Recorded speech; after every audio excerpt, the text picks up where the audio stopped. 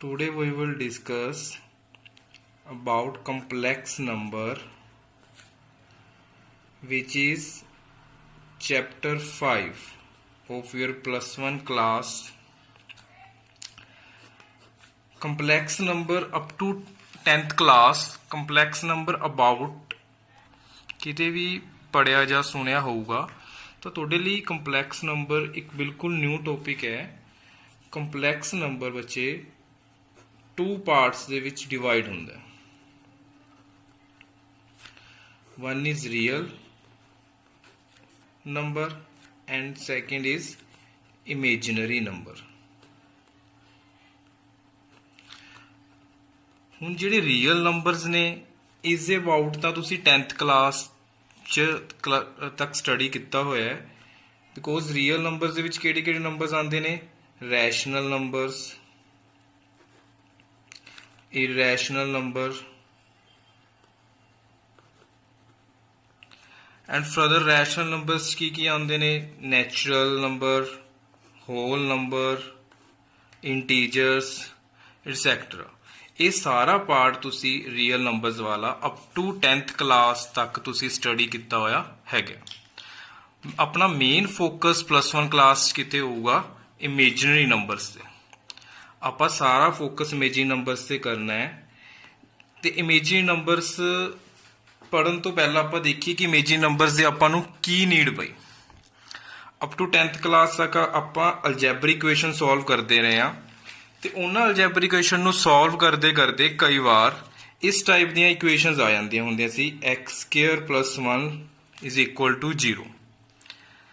ਤਾਂ ਇਹ ਇਕੁਏਸ਼ਨਸ ਨੂੰ ਜਦੋਂ ਆਪਾਂ ਫਾਈਂਡ ਕਰਦੇ ਸੀ x ਦੀਆਂ ਵੈਲਿਊਜ਼, ਤਾਂ ਕੀ ਆਉਂਦੇ ਸੀ ਆਪਣੇ ਕੋਲ? x = ±√(-1)। ਇੱਥੇ ਆਪਣੇ ਕੋਲ x ਦੀ ਇਸ ਟਾਈਪ ਦੀ ਵੈਲਿਊ ਆ ਗਈ, ਇੱਕ ਆ ਗਈ ਪੋਜ਼ਿਟਿਵ ਵੈਲਿਊ ਐਂਡ ਇੱਕ ਆ ਗਈ ਨੈਗੇਟਿਵ ਵੈਲਿਊ। ਤਾਂ ਆਪਾਂ 10th ਕਲਾਸ ਤੱਕ ਇਹਨਾਂ ਨੂੰ ਕਹਿ ਦਿੰਦੇ ਹੁੰਦੇ ਸੀ ਰਿਜੈਕਟ ਨਾਟ ਪੋਸੀਬਲ, ਰਿਜੈਕਟ ਕਰ ਦਿੰਦੇ ਹੁੰਦੇ ਸੀ ਇਹ ਜਿਹੀਆਂ ਵੈਲਿਊਜ਼ ਤੇ ਨਾਟ ਪੋਸੀਬਲ ਲਿਖ ਦਿੰਦੇ ਹੁੰਦੇ ਸੀ। ਤੇ ਕਿਉਂ ਲਿਖਦੇ ਹੁੰਦੇ ਸੀ ਆਪਾਂ ਇਹਨਾਂ ਨੂੰ? ਬਿਕੋਜ਼ 10th ਤੱਕ ਆਪਣੇ ਕੋਲ ਜਸਟ ਨੰਬਰਸ ਹੁੰਦੇ ਸੀ ਰੀਅਲ ਨੰਬਰਸ, ਤੇ ਰੀਅਲ ਨੰਬਰਸ ਦੇ ਵਿੱਚ ਇਸ ਟਾਈਪ ਦੇ ਨੰਬਰ ਇੰਕਲੂਡ ਨਹੀਂ ਹੁੰਦੇ, ਉਹ ਸਿਰਫ ਨੈਚੁਰਲ, ਹੋਲ, ਇੰਟੀਜਰਸ ਵਗੈਰਾ ਇੰਕਲੂਡ ਹੁੰਦੇ ਨੇ। ਤੇ ਇਹਨਾਂ ਨੰਬਰਸ ਨੂੰ ਇੱਕ ਨਿਊ ਨੇਮ ਦਿੱਤਾ ਹੋਇਆ ਹੈ ਇਮੇਜਨਰੀ numbers.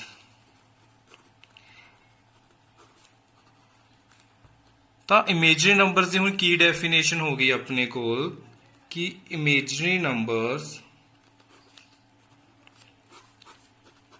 Square root of negative numbers is called imaginary numbers।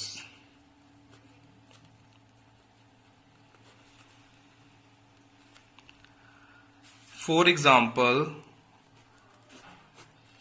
square root of -1, square root of -2, square root of -3, etc. These all are the imaginary numbers। Imaginary numbers ਦੇ ਵਿੱਚ ਬੱਚੇ ਆਪਣੇ ਕੋਲ ਜਿਹੜਾ ਬੇਸਿਕ ਰੂਟ -1 ਹੈ, ਇਸ ਨੂੰ ਡਿਨੋਟ ਕੀਤਾ ਗਿਆ ਹੈ ਓਇਟਾ ਵਰਡ ਦੇ ਨਾਲ। ਤੇ ਓਇਟਾ ਦਾ ਸਿੰਬਲ ਹੈ ਆਪਣੇ ਕੋਲ ਦਿਸ। ਹੁਣ ਓਇਟਾ ਦੀ ਇਟ ਮੀਨਸ ਵੈਲਿਊ ਕੀ ਹੋਗੀ ਆਪਣੇ ਕੋਲ? Square root of -1। ਹੁਣ ਆਪਾਂ ਸਾਰੀ ਡਿਸਕਸ਼ਨ ਓਇਟਾ ਦੇ ਅਬਾਊਟ ਕਰਦੇ ਹਾਂ।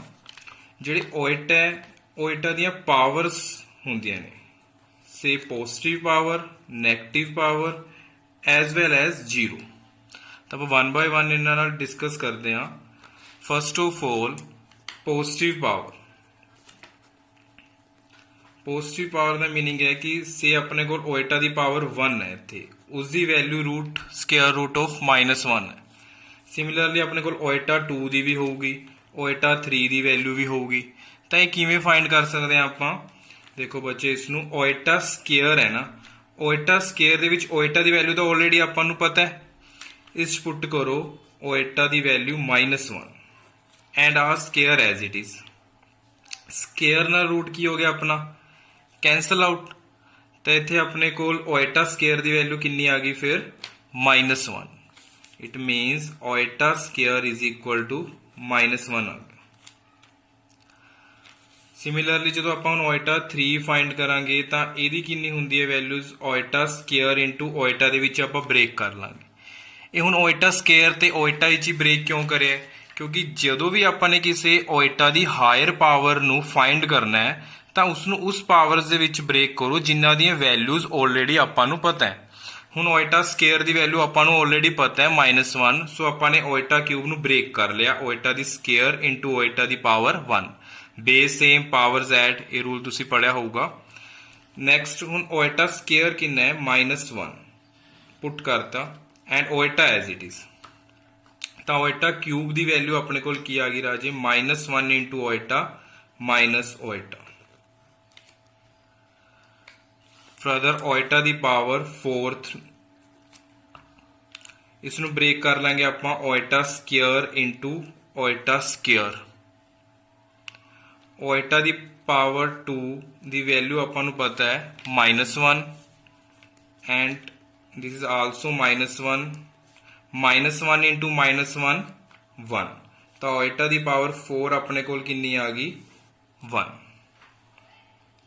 ये हैगी ने इहदियां basic values iota, iota 2, iota 3 and iota 4।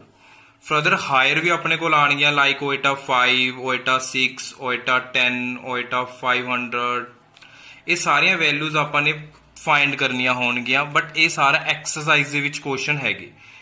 इन्हां दी वैल्यूज आपां एक्सरसाइज दे विच डिस्कस करांगे।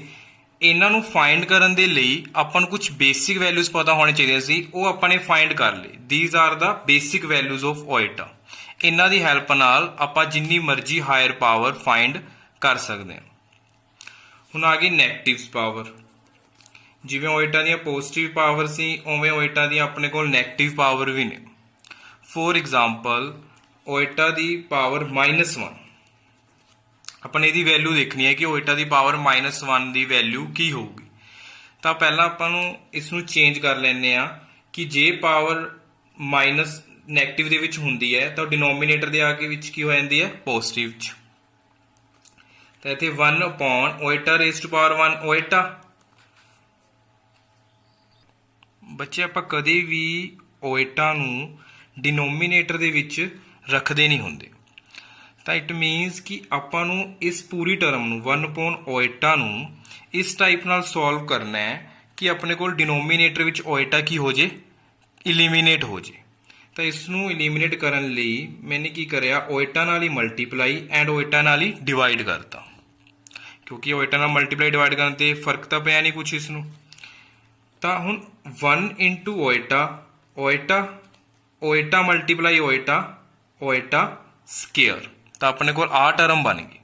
हुण इसनूं ओएटा नाल ही मल्टीप्लाई एंड डिवाइड क्यों करिया, ओएटा दी पावर 2 नाल जां ओएटा दी पावर 3 नाल ही मल्टीप्लाई डिवाइड क्यों नहीं करिया, बिकॉज आपां नूं पता है कि जे ओएटा नाल करांगे तो नीचे डिनोमीनेटर दे विच जदों आपस च मल्टीप्लाई होणगे तो ओएटा स्केयर बन जू, तो ओएटा स्केयर दी वैल्यू ऑलरेडी आपां नूं पता कितनी हुंदी है -1।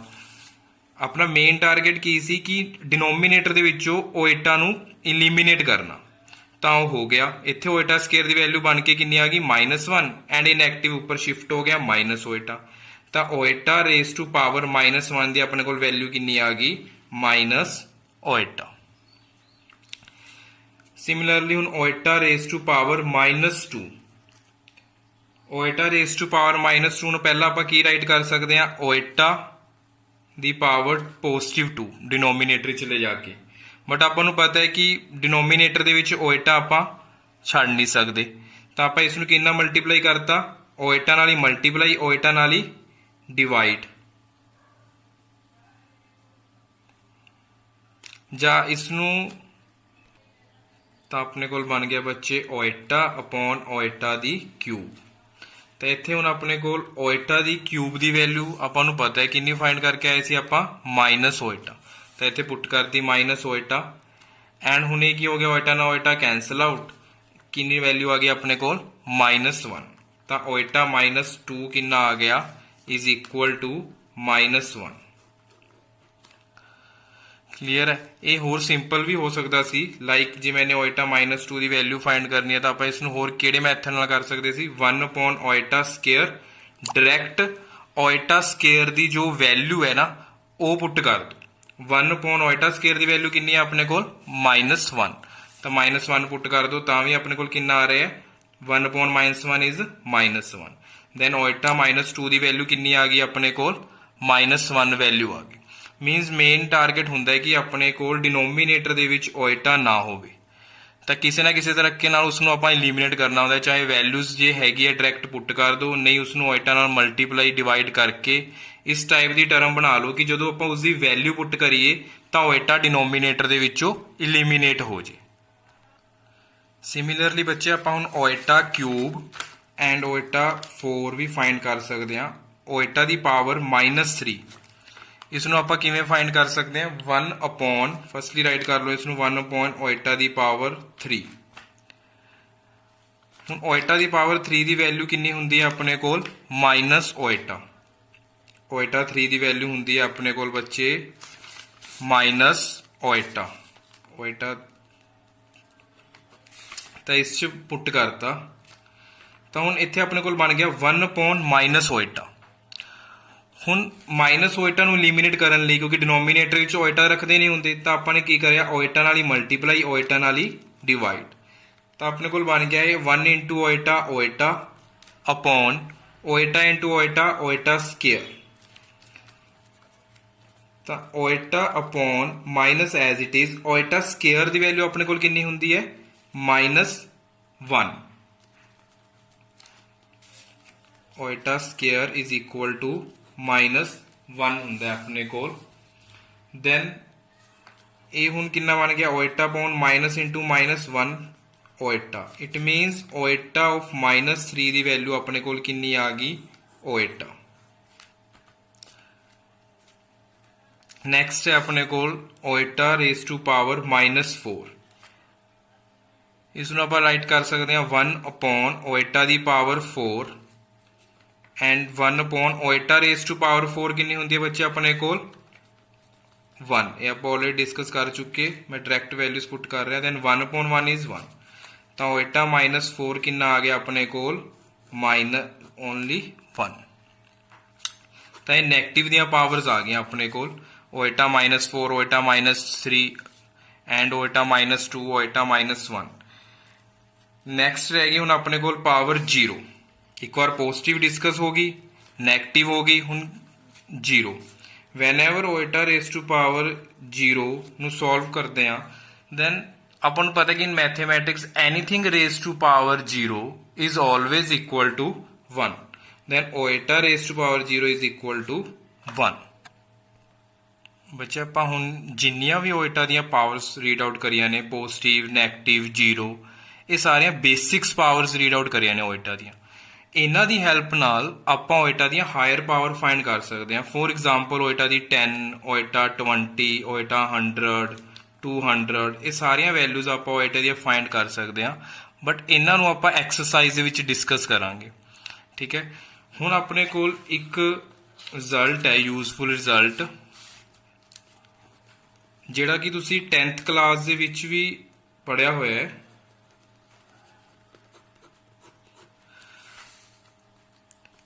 ਉਹ ਹੈਗਾ ਆਪਣੇ ਕੋਲ first root square route of a multiply square route of b is equal to square route of ab।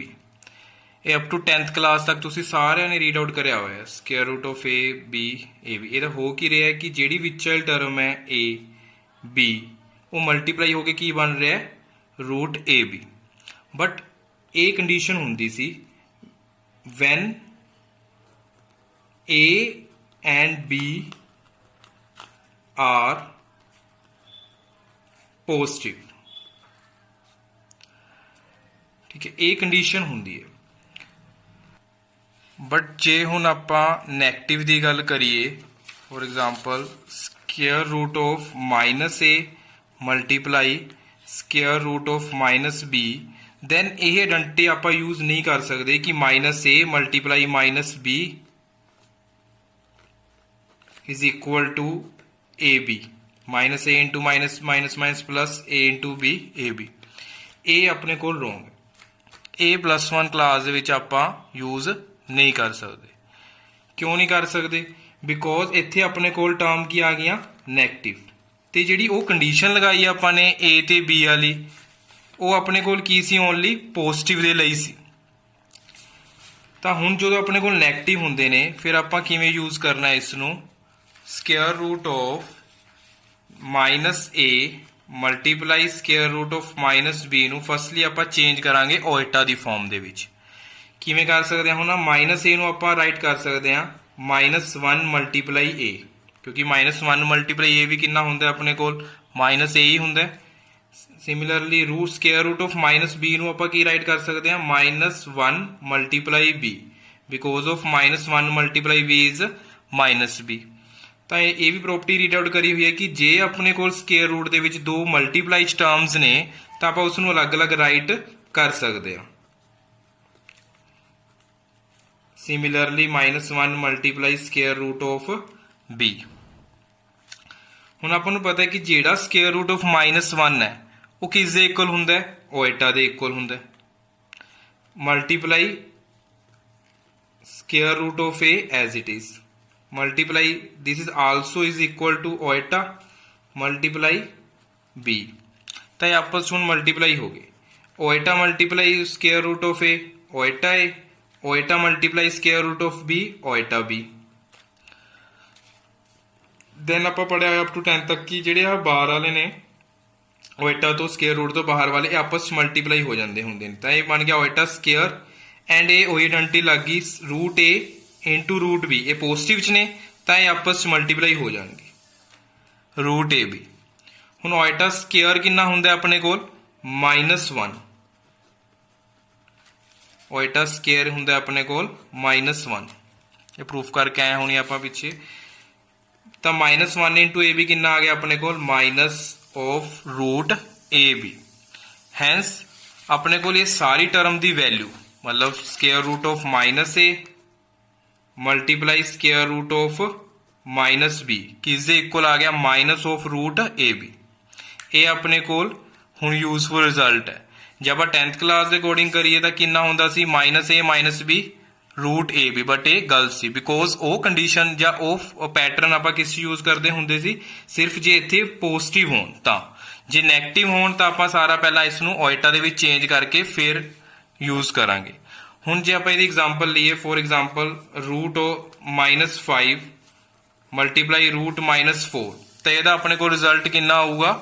Minus sign ਅੱਗੇ ਐਂਡ a ਤੇ b।